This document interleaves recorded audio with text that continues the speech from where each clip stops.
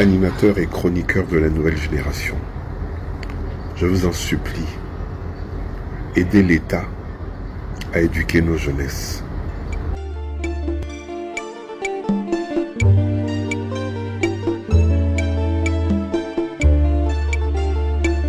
Ce soir-là, le ciel était lourd, comme si lui aussi venait de perdre une voix qu'on aimait tous, celle de Roro, Robert Lévy-Provençal. Printemps 1985, Villeurbanne.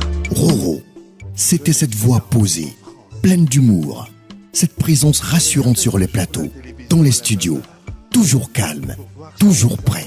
Il savait capter l'attention, toujours avec justesse. Et quand il parlait, on écoutait. Sérieusement, parce qu'il avait ce truc, ce respect naturel. Ouais, tant mieux, les génies sont grands et ils ont une mission sur Terre qui est brève, qui est forte et brève. Nous, on a la chance d'avoir des petits dons. Et si chacun d'entre nous met son don pour réaliser quelque chose de beau, on arrive à ce qu'on veut faire. Maintenant, pour répondre à ta question, je pense que la vie est une étape. On dit le temps passe avec sa corde fait des nœuds. Je ne connais pas mon destin, mais je suis persuadé que mon étoile est loin devant moi et elle va briller telle l'étoile d'un chef d'État. Animateur, journaliste, chroniqueur, mais aussi mentor. Exemple pour beaucoup. Il n'aimait pas faire du bruit, mais il faisait l'effet.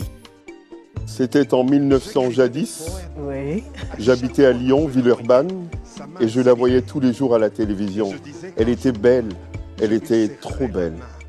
Et j'avais peur de la rencontrer parce que je me disais que c'était la femme des autres, la femme des grands hommes, la femme des rois et des souverains.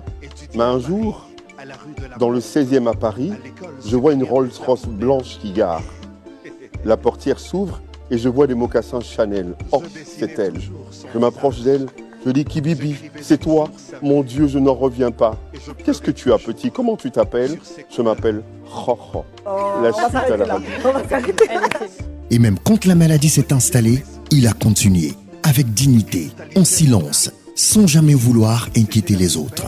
Il faisait partie de ces rares voix qu'on n'oublie pas, qu'on ne remplace pas, parce qu'elles ont marqué. Aujourd'hui, on s'en souvient et on sourit, parce que Roro, c'était de la lumière. Et cette lumière-là, elle reste. Vous savez, quand on calcule 180 multiplié par 10, parce que ça fait 10 ans que je raconte des histoires, ça va faire près de 1800 histoires, et j'aurais voulu être, je dirais pas Balthazar Ikweba parce qu'il meurt à la fin, mais je sais pas. J'aurais voulu être Éric Didia. C'est-à-dire que j'aimerais raconter l'histoire de celui qui raconte les histoires.